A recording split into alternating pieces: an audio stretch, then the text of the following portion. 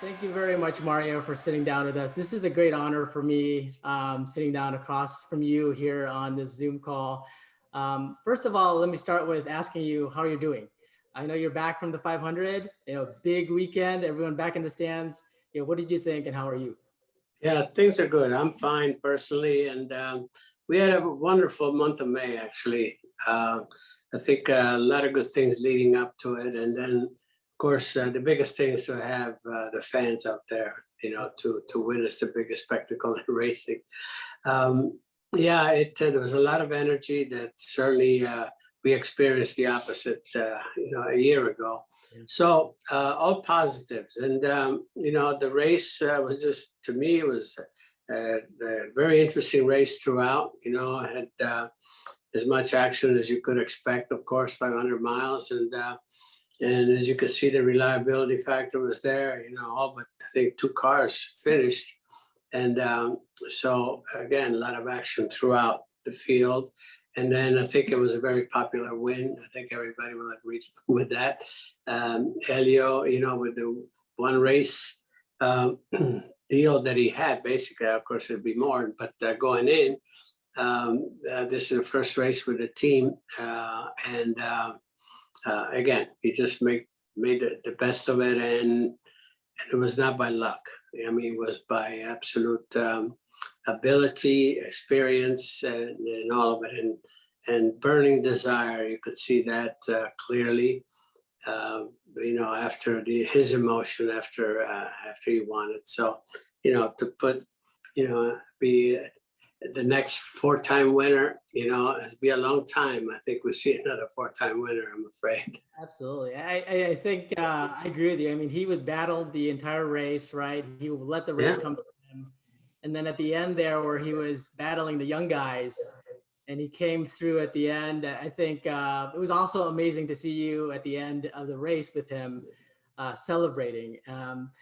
It's interesting, he won four times, like you mentioned. He was 26, I think, the first time he won. You were 29 when you won the Indy 500 in 1969. Do you recall the mindset that you had early on in your career? You had a lot of success. You won the Indy 500. You won a couple titles up until that point. And then you won the F1 title in 78 in your prime, or actually, look, early in your career, but you were hitting your prime.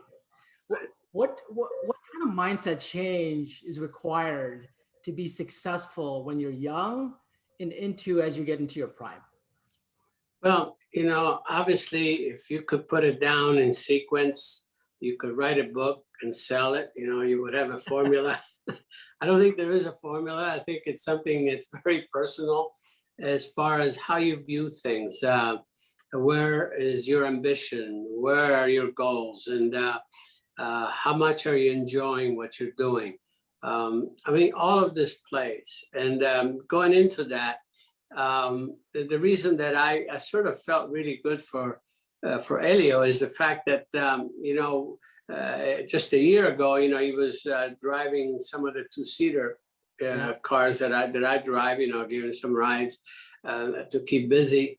And I had enough time to really have a one-on-one and him express himself to me as far as, Mario, I have a lot of racing in me yet. I was not ready to come out of IndyCar. And he made that very plain to me. And he showed that he was quite disturbed and depressed about it. And so that stayed with him. And so, of course, he did, some sports car racing and very successful at that. But knocking at the door at the four-time potential winner, again, was another thing that I think, was a very big strength, in his motivation at Indy. And again, going back to the question as far as myself, I just I thrived on what I was doing. And as you could see, that for me, just to specialize in one category, one discipline, was not enough. I didn't, even, my wife usually, she never questioned me because she knew just pretty much how much I wanted this. But she was even wondering, when are we going to have a weekend off type of thing, because, even when I was in Formula One, if I had a weekend off, usually I would be driving an IndyCar race or something else, you know what I mean? And again, it was just my side of it, how I viewed it, and how curious I was, about the other disciplines. And also, what played big for me was the opportunity that I had, if I wanted to shift to another discipline, to usually drive for a good team, a top team, which is the only thing that you would have the opportunity to arrive at any kind of results, I should say. Yeah. So anyway, so it's personal, but it's driven by a burning desire and the love for what you're doing. Yeah, you were when you came to America. It's well told story, well documented. All of the things you did with your brother to get into racing, right? The midget cars and sprint cars, and you finally got noticed to get to the big time. And I have to imagine that all of that kind of hustle, I'll call it, all of that ambition and drive early on really carried with you as you got into the professional side of the racing in motorsport. I'm curious also, you mentioned a weekend off, and you rarely had weekends off. How was it having to fly back and forth, hustle back and forth between, I think I read that you did the Sebring 12-hour in one weekend, and then you won Daytona 500 that same weekend or the following weekend, and you were doing F1 one weekend and then flying back over the Atlantic to do IndyCar. Like, how did you get into the mindset of getting into the car and just being fast and winning, but still having to do all of the kind of traveling back and forth and hopping around? Well, here again, it's just all about just maintaining a focus, wherever you are. You just mentioned something. The weekend that Bruce McLaren and I won it was a 67 Sebring. Yep. And the next day, I was driving in the Atlanta 500 in stock cars. And so, like, even during qualifying at Sebring, I was going back and forth, qualifying and trying to qualify practice in Atlanta and going back and forth to Sebring. I remember AJ Foyt and I were doing the same thing, actually, because we were both driving for Ford, and at both events.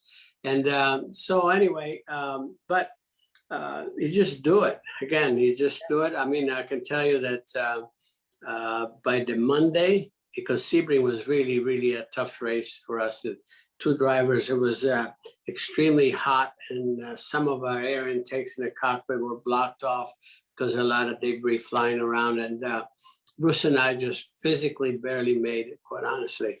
And then the next day I had to go, and drive 500 miles in Atlanta, and we had a right front tire explode, but it should have happened in mid race. It happened with, I think, 6-7 laps to go. So and so anyway, just one of those things, but it's an experience, and it's something that, again, we did that, as you mentioned. I drove a dirt track race, we qualified in Monza in '68 in a Formula One, came back on a Saturday, to run the Hr 100 and a Champ car, and then go back, to try. Of course, they didn't let us start the race because of the 20. It was a rule, a 24-hour rule that they were going to waive, and somehow we got protected. And nevertheless, but we're still just doing a lot of that sort of thing back and forth. And the best thing that when I look back, and at that time I wasn't even thinking very much about it, is going to a Formula One race and then going to a dirt track race on a mile track somewhere, United States, a Champ car. So you talk about, disciplines as far apart as you could possibly have. You know, a rear engine car on a road course and so on and so forth. And here you got an upright, you know, dirt car on it, you know, on a dirt track. Oval, yeah. You know, so. But that had to have helped you to a degree, right? Different disciplines at the end, different ends of the spectrum, but the type of driving you did was versatile and adaptable to both sides, right? So one had to help you with the other, I imagine. It's a good point you're raising there, because I say this and I know that that's a fact.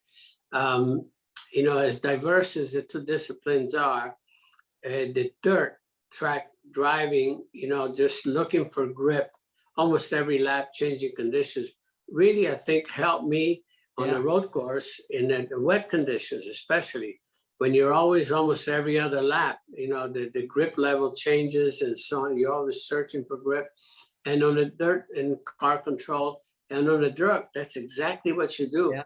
You know, you have to go out there and then, as you say, just adapt the style and so on and so forth to the best, you know, to your advantage. And so, believe it or not, you know, you could correlate that. So again, to exactly what you said, I benefited, you know, as indirectly or indirectly, you know, by having all these different experiences, you know. So from my experience, knowledge level of driving under different conditions, this was really peachy for me. Yeah. Yeah, and then, you know, I imagine when you won Pikes Peak finally, you jumped in a car. I think it was there's an Unser car, right? That was liveried STP, and you went in there and you jumped in. They'd asked you to race that year that you won, and you were able to win the Pikes Peak. Similar mindset, jumping in, kind of going and taking that same approach to things, and just driving the hell out of that car, but looking for the grip and understanding the dynamics of the vehicle, right? So that's kind of yeah, that was another. I quite honestly, I didn't think I belonged there, because you know, Bobby Unser is the one that actually really twisted my arm. So you got to do Pikes Peak and all of that, and so I made a deal with him. I said, I'll do Pikes Peak. I said, if you drive the stock car class, you don't drive. I don't have to drive against you, because there's no way that I could beat him, you know, with the knowledge that he had, you know, it was just impossible. And I know how much risk I took, you know, myself. Yeah. Actually, I won the third time. It was the third time that I competed there. And I think I had a good shot the year before, even, you know, in a rear engine car, and then, you know, a carburation or something happened, and I finished fourth. But on that race day, I figured, you know, I got to get it done. And I was taking so many risks, because the no guardrail, you missed it. I mean, you're down. I mean, you go down 1,000 feet, you know, you tumble all the way down to the bottom, you know, but it worked. It worked. And then I figured, well, this was one that I walked away from. That after winning, I said, I got lucky. I'm not going to push my luck any more than that. You got some points for that, though, right? I think you got some USAC points for running Pikes Peak that year. Yeah, we won the championship that year, of course, in '69. That's one time I really didn't need those points. Yeah, you know, because 2 years before, I could have won the championship by having those additional points, at least one of the championships. Because both in '67 and '68, I had the closest point margin between first and second. Yeah. And in both of those years, I was leading the points going into the last race, which was Riverside, the Riverside 300. Yeah. And both of those time I had a car problem, and I lost one year to AJ Foyt and the other one to Bobby Unser. And then in '69, when I won, like I said, Pikes Peak, I had the championship all sewed up by August, you know, all put away. But as a, you know, but Pikes Peak could have helped me one of the years. I think I was the closest margin. So it was really a true favor for Bobby Unser. So did he return that favor for you ultimately? No, no, I didn't. No, I didn't think I owed him anything. Oh, that's fantastic. Yeah, and that really kind of as I was kind of looking at that part of your career, and then I started to think about, you know, how you were just versatile, multiple disciplines. You were successful very, very early in your career, and it launched you into Formula One. It gave you that opportunity with Ferrari, your first Grand Prix win in South Africa, and then you ultimately went to Team Lotus. I'm curious, just now talking about how you think about setting up the cars, right? The preparation. I know you're very big on technology and development and working hand in hand with the mechanics. How did you go about, do you remember some of the challenges around the development of the Lotus 78 and 79 with Colin? Because I know that you went into that team and the car wasn't that good. The car that they had wasn't that good. And you really helped develop that platform. That's interesting. Again, you mentioned that because when I joined, Colin was actually basically the day after the 1976 Long Beach Grand Prix, because that's when at that point I was driving for the Vels Pernelli Jones team, the American team, and they decided to pull out of the Formula One. And the next day I didn't know, what the future was going to be. And at that point, going into 1975, I had finally decided, I have to devote a certain part of my career 100% to Formula One. If I'm going to achieve anything where something that was so meaningful to me, because you probably know the fact that Formula One is why I fell in love with racing to begin with when I was a young lad. So anyway, so to go back to the situation with Colin, he had the worst weekend possibly he said that he ever had in racing it the day before. And so we were both commiserating with each other. And then I told him, I said, I want to continue. I said, Formula One, but I know you're all set with drivers and so forth. He said, Mario, he says, I wish I had a decent car to offer you, and he said that in those words. And I said, Colin, I said, if you want me to drive for you, I said, we'll make the car better. Yeah, we'll just work on it.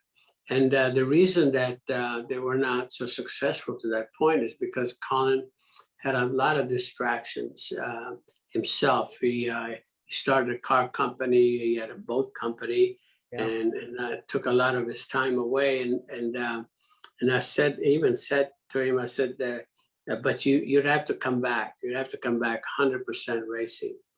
And I remember that even his wife, Hazel, sort of gave it later on, gave it a nod of approval. I said, Mario, that's the best thing you could have done. Just take him away from all of this distraction. Let him delegate,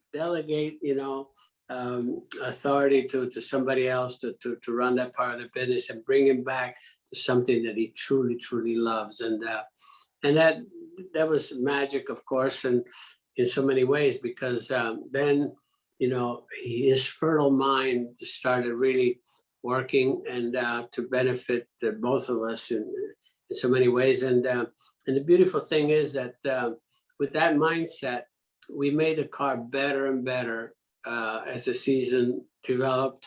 Then we had a couple of podiums, and then we wind up winning the very last race of the season, which was in Fuji. And a lot of people said, well, it was kind of a crazy race with wet. I was on pole when it was dry. So we were competitive. We didn't just, and I started on pole, so that was not given to me. And so that was a great way to end the season, to have all that energy and momentum for the team. And then of course, the rest is history, we got into that. We kind of lucked into the ground effects. I mean, it's a long story how we arrived at that, but I had a little bit to do with some of the ideas that I gave about the side pods and so forth, you know, through the experience I had with the March early on in 1970. So, but anyway, and it was really fun sort of developing and understanding, trying to understand what was really going on, because the car was not born as a ground effects car. Yeah. It became that because then we started realizing the flow, how important that flow was and how to direct it and proper diffusers and everything else. So anyway, it was great stuff, because I think we started something that obviously has benefited greatly today, you know, Oh, and, yeah. all racing cars. Yeah, it was an evolution of aerodynamics in that car, and It was a big evolution, yes. Yeah. And how important was it to have a team of mechanics that could, you know, quickly take your feedback after you've kind of taken a few laps and said, hey, we need to adjust this, change that? I imagine every team you've been successful with, your relationship with the mechanics was a critical part of that. You know, how was that part? Yeah, that was, you know, it's one thing that I think mechanics welcome if a driver, not just an engineer, makes suggestions. If a driver sort of is there with the eyes watching certain things and then coming up with certain ideas. The one thing that, as you can imagine, early on in my career, I had to sort of learn about the chassis dynamics and everything about suspension. And as we evolved, I got into the rear engine. Once I got to the level of the Indy cars, transition was from a roadster, you know, solid axle front and rear and torsion bars, to a rear engine car. And a lot of the mechanics, even, you know, our own chief mechanic, didn't really understand a lot of those things. So it was also up to me, so I could help myself, is to really learn, ask a lot of questions to whomever, you know, I thought I would understand, but, you know, roll centers and, you know, the cambers and you know, all the say, you know, that pro dive, anti dive, and front and rear, and all those things. So that early on helped me as I continued, you know, as I got into the Formula One as well, where I was making nuances, small, a lot of little changes, but I was also, one thing that they didn't know what I was doing, and I brought in my own tire man from the United States. I was, you know, I was measuring the tire, the circumference of the tires to be correct. So because there's always some deviation in circumference, so be able to match properly the tires, but also I was running some slight stagger in the rear.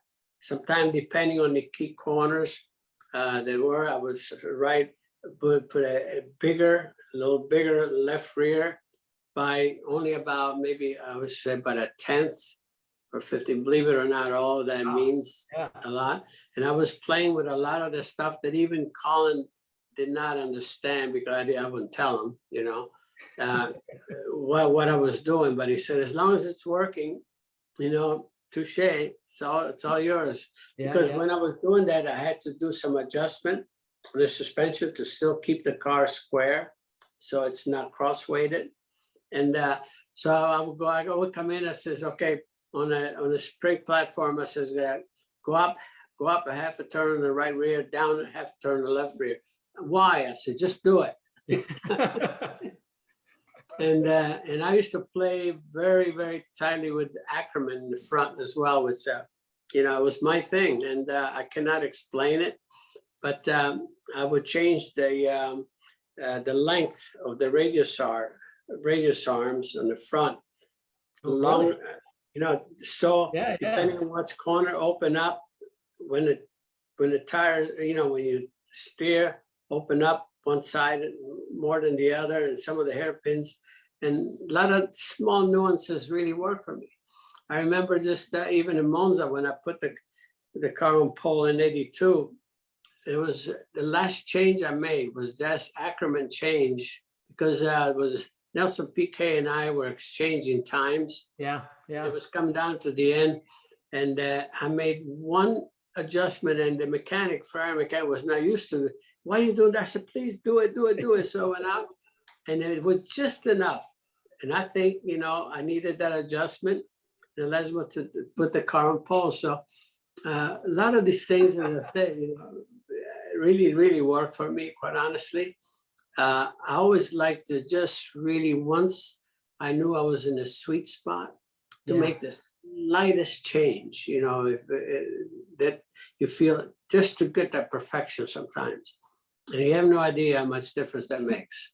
That's amazing. So it's so precise. You're talking about 1/10 of an inch. You're talking about Not tens of thousands, you know, like, you know, oh wow, half a turn on spring platform is like probably what, 2,000, 1/2000. yeah, yeah, yeah. You know, slightest changes, but you could feel it. And you're the only one. There's no computer that can tell you, you know, do this or that, because, you know, it just will not measure. So it's just here, the seat of the pants. yeah, yeah, all feel right and all in your head.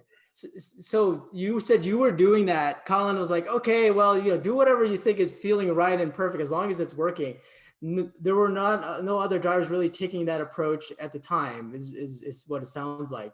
You were doing different things. I mean, I was not communicating that part of it, you know, with anyone, because it was your advantage. Why would I? You know what I mean? So I was not getting any feedback from them, unless sometimes, you know, you speak generally, you know, and a lot of lying flies around, because everybody likes to play with everybody else's brain, you know. So a lot of mind games. Mind game. You never know what to believe, because if anybody feels they have some sort of an advantage, I know that, you know, they're not going to share it, and I respect that. Sure. I respect that immensely, and that's why. And I say, if I got something, you know, that's really proprietary, I'm going to keep it to myself, because I got to fight that dude, you know? Yeah, absolutely.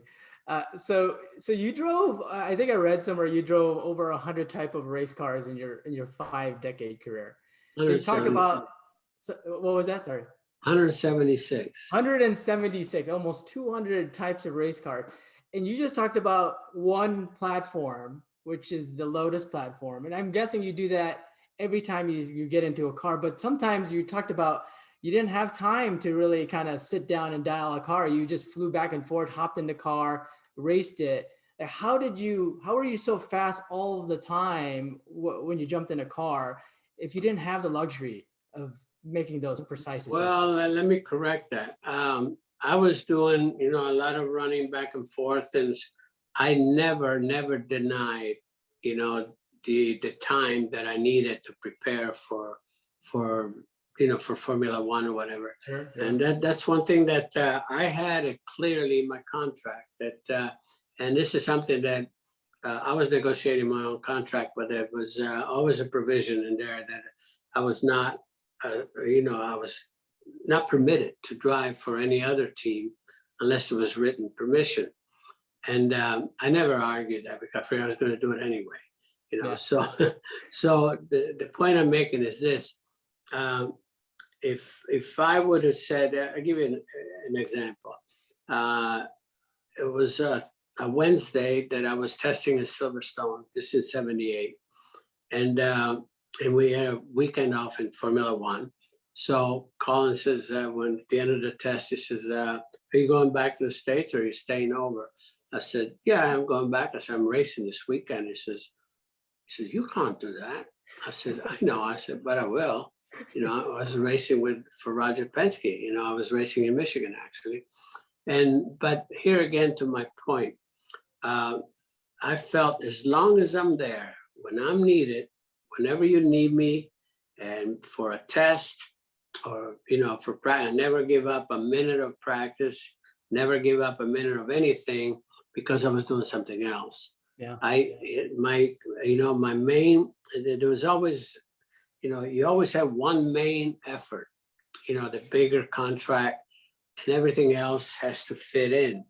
Sure. So when I was fitting everything else in, it would not interfere, you know, with my, it's not that I okay, I'm coming in from the States and I jump in a car. I don't know what the heck's going on. No, nothing like that. Nothing like that. That's why I felt that I was okay by disobeying, I say, the contracts, because I wasn't giving up anything, or I wasn't shortchanging my team in any way. And that's clear as can be. And that's why I always felt, you know what, unfortunately, nobody can own my, can own me totally, no matter what. I said, I'll go along with anything. I said, but what I do when I'm not needed there is none of anybody's business. And I think later on, sooner or later, I got the message across pretty good. Yeah. It sounds like it was never a problem after that. Well, that's Yeah. Like I said, but it would be really not a good thing. I mean, I would not advise anything to just give up your main effort, just to do something else. To me, that would be, just it wouldn't make any sense. Yeah. And that mindset, again, a lot of the mindset is the same that you took across your entire career, right? You prepare, you focused, you prepared, you showed Focus. up. Yeah, absolutely. I mean, that's, you can't just go out there and feel that, okay, I'm moonlighting, okay, I don't have to do everything. You have to give it 100%, 100%. And then everything else, has to fall into place. Yeah. Everything else that you do, okay, you do it, and that's moonlighting. But your main effort has to be clear. And I was, nobody had to tell me that. I knew that. I knew that's who my priorities were. It's interesting. So you were driving over 176 cars. You had this mental preparation of always being ready for each race, each type of car you got in. And then there's this kind of stigma or nostalgia about the 70s and the 60s racing and how dangerous it was back then, right? And how safety was different back then than it is now. I know you're a big advocate on safety and the evolution of safety. Can you talk about how that's changed in the time that you've been in Indy, IndyCar and Formula One to today? And what do you see has been kind of the most instrumental types of changes that you've seen? Well, basically, it was a gradual, the safety aspect is something that I remember even in the 60s or so, at the beginning of the season, during the driver's meeting, you look around, honestly, you don't want to dwell on that, but you look around and you wonder, who's not going to be there at the end. And usually with 3-4 guys. And after a while, you start thinking, I think we could do this better, that better. I remember like roll bars, roll bars came down to here. What good is that? You know what I mean? So, But the one thing that's very important, Eric, is the fact that as driver, we organize. That's the reason why the GPDA was formed, because there's other drivers like, like in Formula One especially. We had to start in Formula One because of the FIA influences, so on and so forth, even on the IndyCar, because the IndyCar, even champ cars were part of, the FIA aspect. So, but we had to push for any safety feature to be mandatory across the board, because almost every safety feature is a performance penalty. And there's no engineer on this planet that's going to say, I like the driver, I like to make things safer, but we're going to incur a penalty. No way. So that's one of the things that we try to do, and that is not just the cars, but the tracks themselves. There's so many things. I mean, especially on the road courses. Oh my goodness! I mean, there was so much work needed to be done, and again, you couldn't do it overnight. But it started, and if this would not have taken place, I'm not sure that this sport that we enjoy and love so much would have survived. Once it became that much more commercial, like sponsors spend millions of dollars to be part of the team, to be proud of performance, proud of everything else. You know, those people, they don't want to go to funerals. They don't want negatives, you know. And so again, one thing, when everything went hand in hand. And fortunately, you know, sanctioning bodies became much more responsible for all the reasons. And the drivers ultimately the ones that benefit, you know, no question.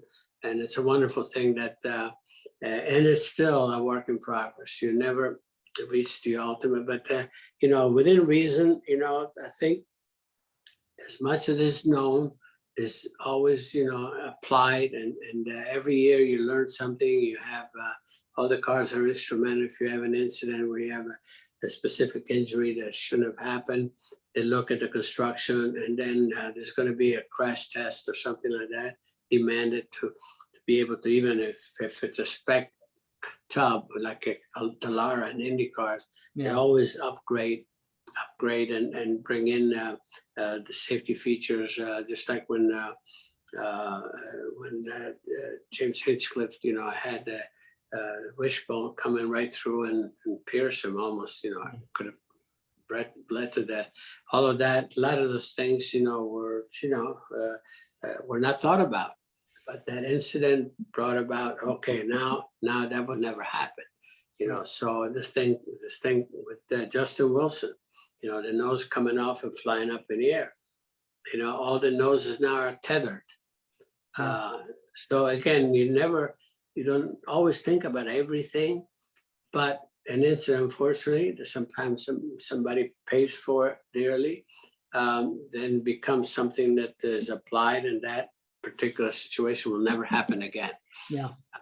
So again, you know, going back to that, when we, you know, when I was driving like through the 60s and 70s and whatever, you know, we knew what we knew. You know, we thought that up to that point, you know, it was as safe as you're going to be, but we knew darn well, just like even in the 60s, I mean, I'm sitting in the race car with two tanks. I mean, just like sitting in a bathtub, almost, you know, full of fuel. I mean, you know, there were two tanks and total 75 gallons. You know, and in a crash, you're going to have an explosion. You know that, you know, but because we didn't even have bladders at that time. The bladders came on after the Vietnam War, actually, because, you know, Goodyear was making bladders for helicopters, you know, that they were being shut down by a 20 millimeter gun, you know, shell or something, and to resist that. So, and then they started forming them, and they started, you know, sanctioning bodies says bladders must be in a fuel tank, so that and little by little they contain, you know, the fire hazard and so on and so forth. So again, it was an interesting aspect of the evolution of safety, which took quite a while, took decades, you know, to really, because I look back, I have the IndyCar, the last car that I drove, Laguna Seca in 1994. I asked them to keep that, so it's in my garage. And I look at the cockpit environment even then, in mid 90s, and I thought that was, you know, pretty safe. I mean, nothing like you have today, you know. So again, we've come a long way, and rightfully so. Yeah, I mean, just in the past few years, even the halo and now the windscreen, that's paid a lot of dividends so far, and a number of different crashes that they've avoided some pretty serious injury, which is it's just amazing how they can focus on the racing versus the dangers of getting hurt when you do have an incident like that. And so that's interesting to hear about the tracks, right? The tracks, it's not just the car, but it was also the folks that owned the track and had to really work with you to develop, you know, some of the barriers, some of the. I started out with, if you remember, catch fences, and then the catch fences became a problem as well. But it was a step in that direction, you know, to catch a car from going into something really hard. But then the cars would wrap around it. But it was a definite, then they started have, demanding some more runoff in some of the key corners, all in all. So again, and again, I'll repeat this, it's still a work in progress, Yeah. So, I mean, look at what happened at Bahrain, Romain with the Grosjean. Grosjean, it's that, that guardrail will not be there again. You know what I mean? Yeah. There would be like a, tire wall and so on and so forth. And so that incident will never happen again.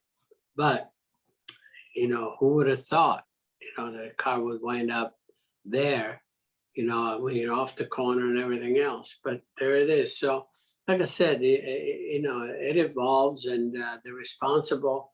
Everyone is very responsible by reacting.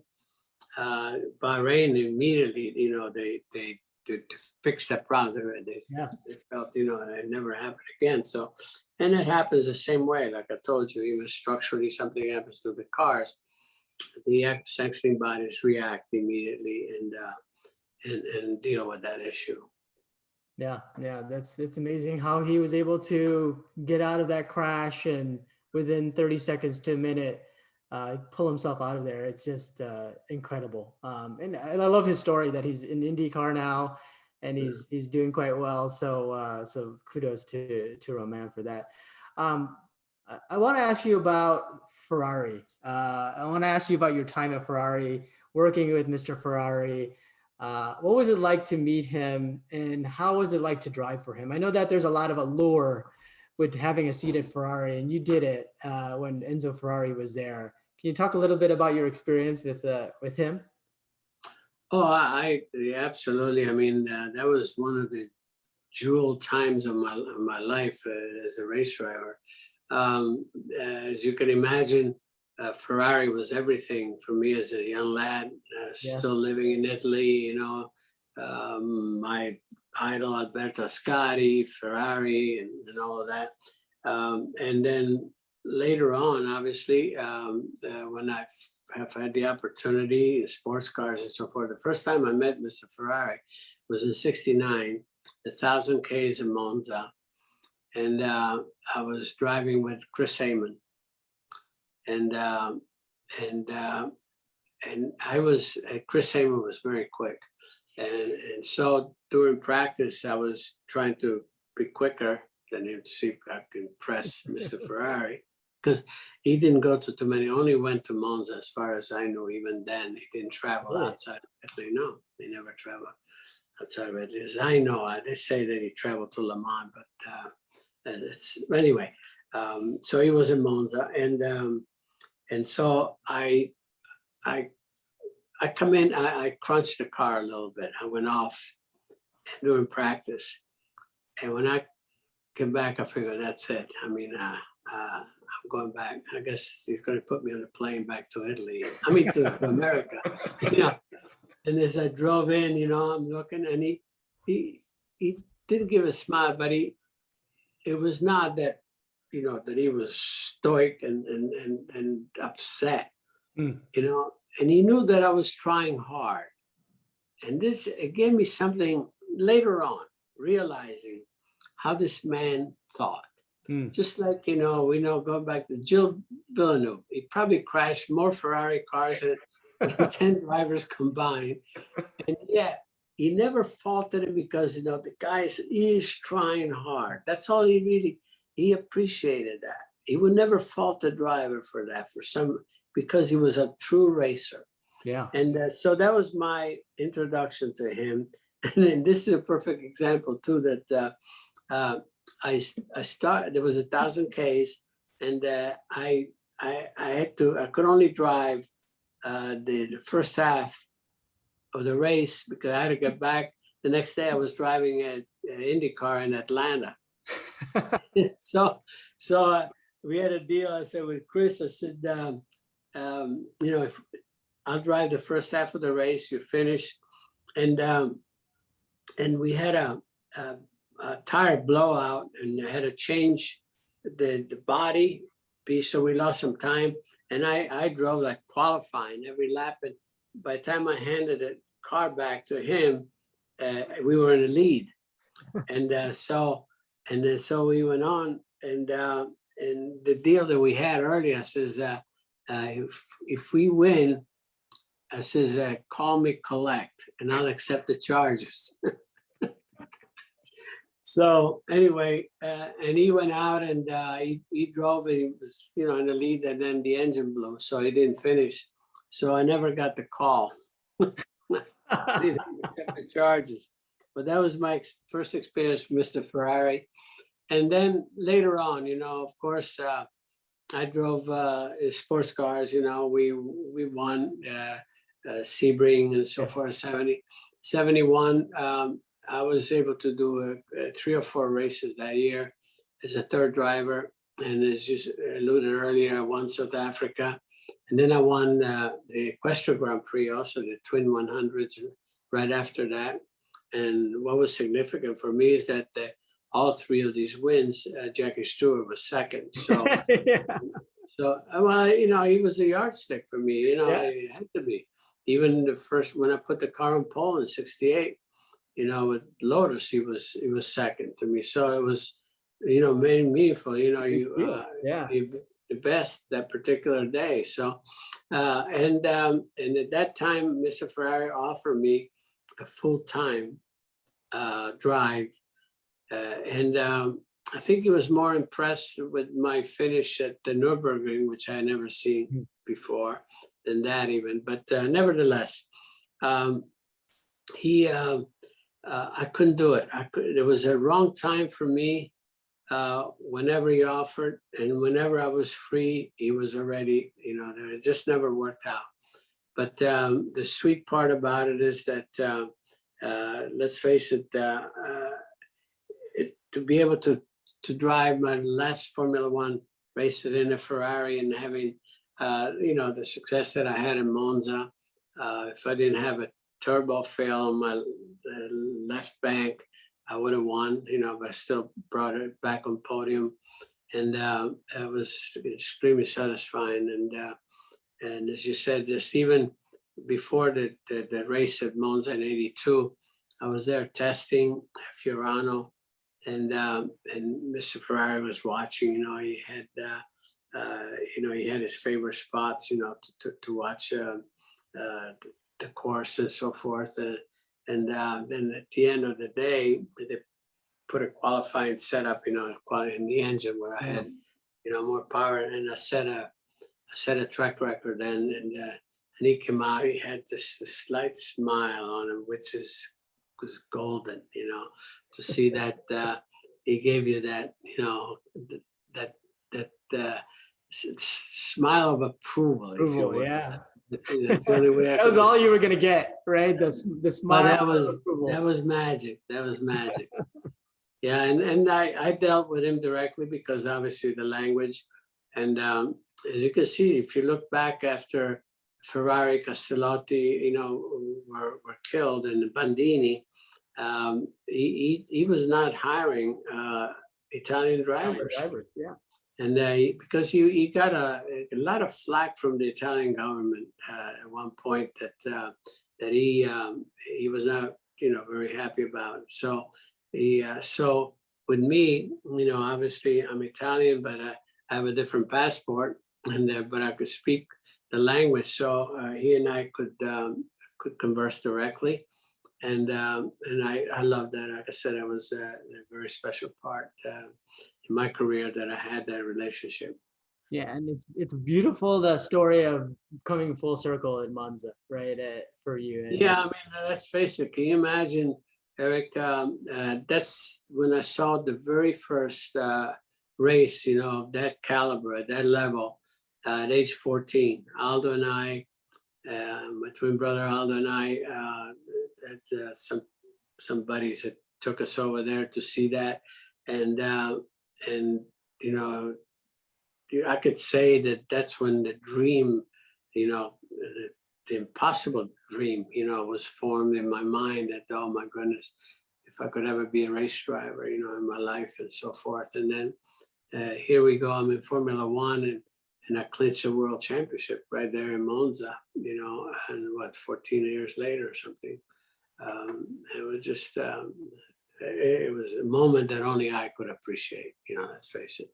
A lot of people ask me, tell me, the most significant moments in your career and so forth. Well, there were several, no question. I mean, I've been very fortunate in that respect. But what stands out is exactly that, winning the world championship and also doing it at Monza. That was, you cannot, no other day could be close, in the exhilaration that I experienced inside, satisfaction.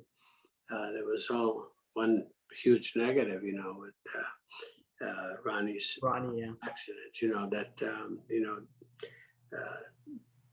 precluded us from celebrating, quite honestly, outside. But inside, it was, oh my goodness, dear God, thank you, Yeah, no, that's wonderful. Legendary for sure. I know we only have a few minutes left, but I want to ask you a few questions that I collected from some of your fans. And I was hoping that maybe you could give us a couple quick takes on a couple of different topics. So first and foremost, let me just pull it up here. Do you still have the opportunity, or have you had the opportunity to drive the Lotus 78? And what did you think of it? I know you've done it in a couple parade laps in the last maybe decade or so. Have you had a chance to drive that car recently? Well, I did a couple times. There's two of them, I think, in the States. One is in Texas and one, I think, in Connecticut. And I drove at Watkins Glen and I drove at Laguna Seca. And then I drove one at Coda. It's, it's not the same because obviously I like to go out there and really ring these cars, and when you're, with a car like that, you're not supposed to, really use up the revs and all of that, that I like to. So I usually, like I said, I take more out of the car than I should. And so I don't, you don't get the same satisfaction. It kind of brings it back to some degree, but Not in the same way. the real days are when it counts. I don't like to go, half fast, if you know what I mean. Never did in your career, never will again, right? That's wonderful. Curious, this is a question about why is it becoming more popular for F1 drivers to come to IndyCar and try a career IndyCar? We've seen that quite a bit over the many years with Ericsson, Rossi, Grosjean, Alonso, right? Why do you think there's an allure there?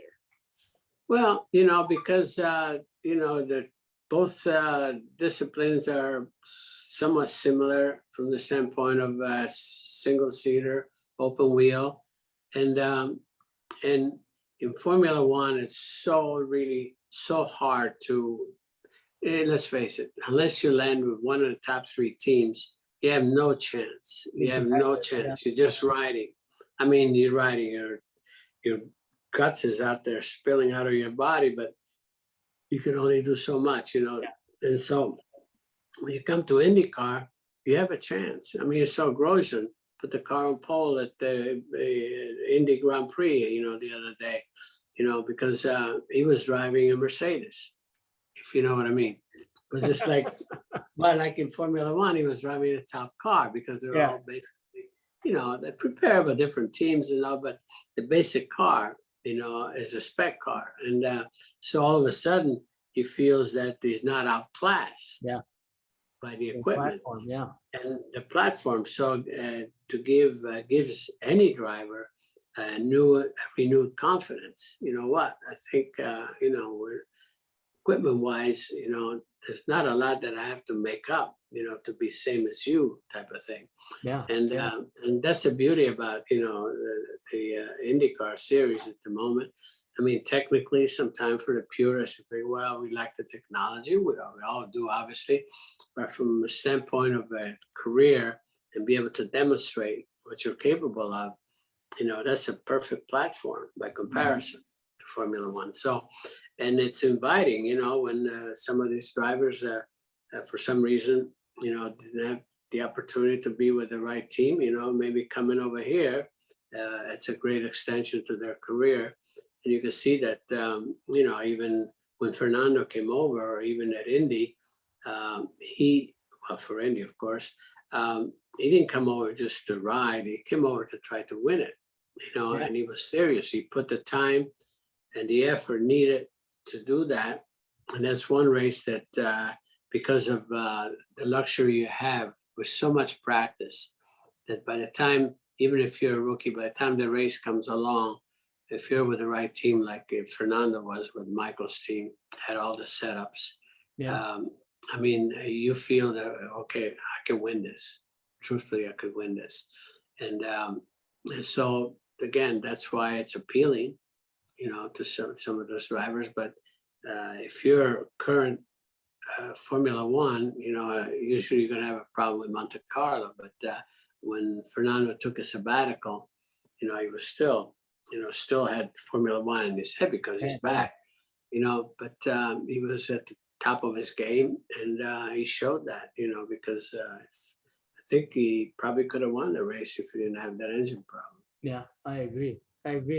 How about the other way, going from IndyCar to F1? I know you're big on guys like Colin Herta getting an opportunity to drive for a top team in Formula One. Why has it been so hard to make that leap again? Well, it's so hard because what I said even earlier. I mean, if you're a driver here that you are at the level of being able to win races and potentially even a championship, to go to Formula One and to go with a team that is not capable of giving you that equipment that give you that ability to score anything, what's the point? So that's the problem.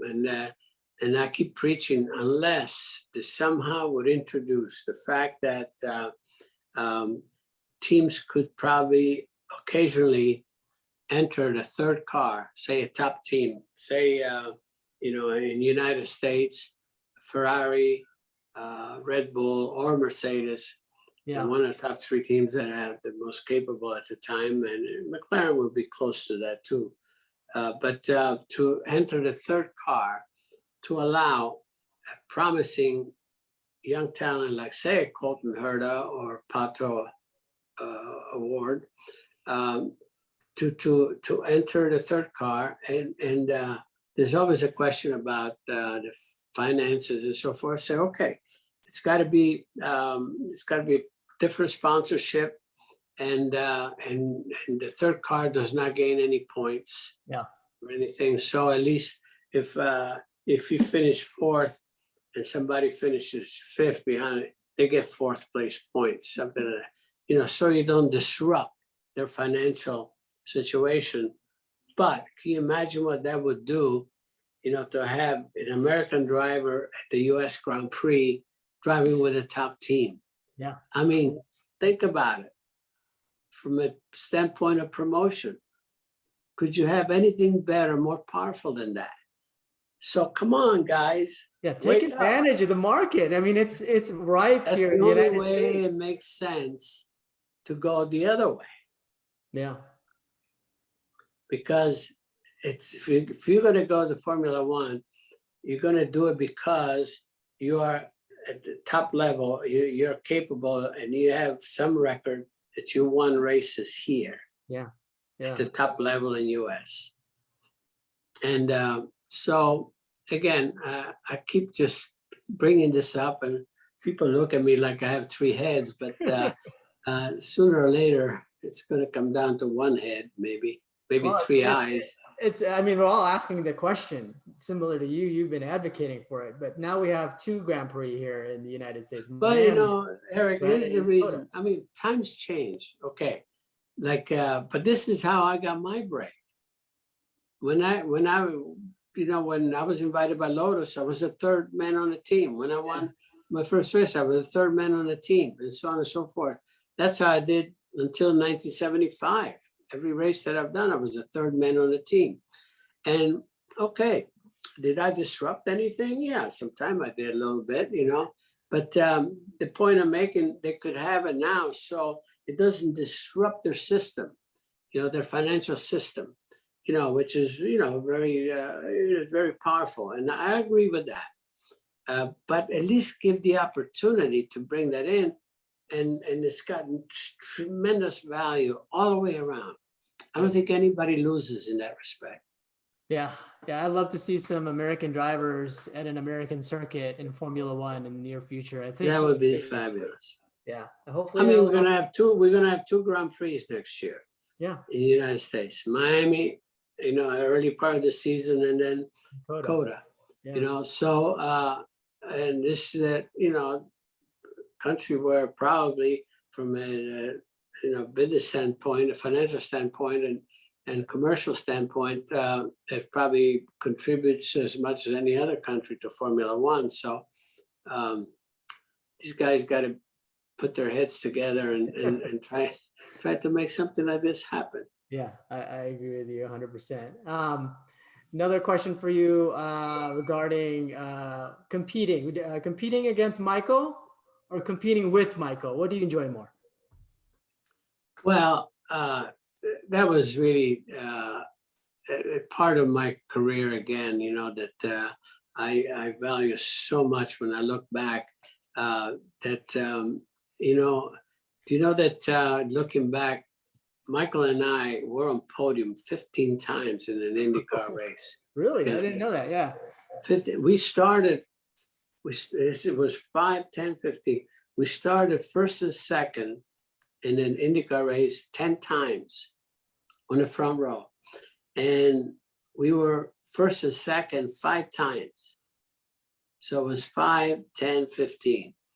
Now, satisfaction wise, from a dad standpoint, I mean, you cannot, I don't know if I could even express how valuable and incredible that was. That we just took in 1991, Milwaukee IndyCar race the week after Indianapolis. Michael won. My nephew John was second. I was third. It was an all Andretti podium. In '86, I have to tell you this: the Pocono 500 had a supporting race, like Indy Lights, the ARS. Jeff, my younger son Jeff, was in an ARS race, and he was on pole and won that. Michael was on pole for the 500, and I won the 500. The three of us cleaned house that weekend. I mean, nobody said a lot about it. I mean, but we knew it. Yeah. And like I said, when you go back as a family, there's so much, that we can be thankful for, of all these moments. When 91 and 92 at Indianapolis, there were 4 of us. It was Michael, Jeff, John, and myself. Both years, and never before or since 4 members of the same family competing at Indianapolis. So we had those moments, and I'm so proud of that. And again, as a dad, what could you want anything more? But I'll tell you a story though, and I told this a million times, that the first time it was at the Meadowland Grand Prix. That's the first time that Michael made a move with me for the lead. And my wife used to go crazy because every time there was something like that, it was a little bit of contact, wheel contact. So, and it was going into the hairpin, and he just nudged me out of the way, kind of, and he went on, and I remember my reaction was, "How could you do?" Then as he was going into the sunset, well, that's my boy. Yeah. He just double-edged sword. Oh my gosh! Yeah, no, that's immense, and I imagine working with him now with the team, and and being side by side with him. I'm so proud of him, yeah, and as ambitious as he is, you know, with being involved in so many disciplines. I mean, he's got teams, you know what he's doing here, and he's got Formula E, he's got supercars in Australia, and so he's pretty well strung out. Yeah, he's doing lots of amazing things in his career. He continues to. And on that note, I just want to say thank you for being such a great inspiration to a lot of us. I grew up watching you and Michael early on, and I can't express how grateful I am to meet you, to talk with you, and to hear all of the stories. And I know our audience is going to really love all the things you shared today. So I just want to acknowledge that and say thank you for your time and being gracious with us. And I hope to talk to you again soon. I know that you'll be around. We'll see you around the track. Absolutely. Again, thank you for taking the time. Eric, my pleasure, Eric. All the very best to you. Cheers. Happy motoring. All right. Thank you. All right.